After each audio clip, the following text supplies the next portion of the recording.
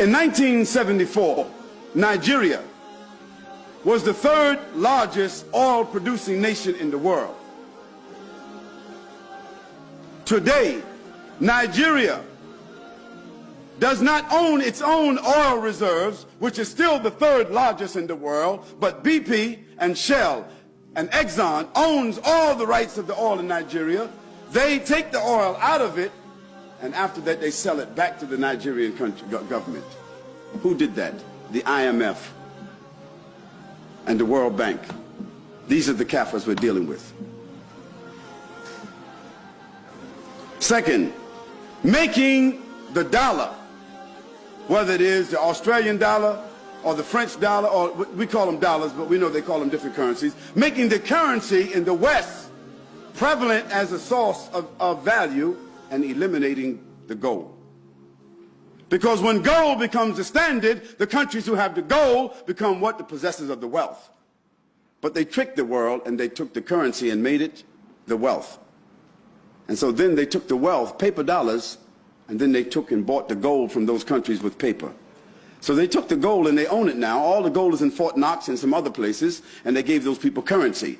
Then after they gave them the currency, they depreciated the currency through wars. Then they told them now you can borrow more currency, okay, at 20%. And so now they own the country.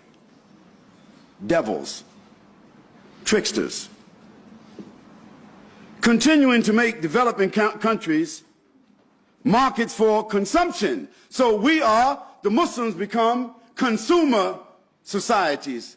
They don't produce anything.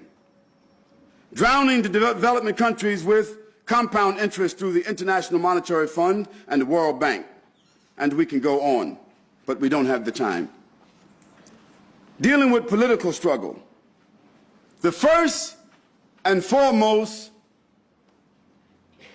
challenge that has to be reversed was the destruction of the Khilafah in 1924. Because even when the Muslim Khilafah, that is the global Islamic state administration, leadership, even when it was corrupt, even when it was weak, still the head was on the body. And the Muslims had a reference, meaning that a strong person could become the Khilafah and then the strength will come back. But now that the head is decapitated from the body, it doesn't matter whether it's a strong person or not. How can a body move around and govern anyone without a head on the shoulders?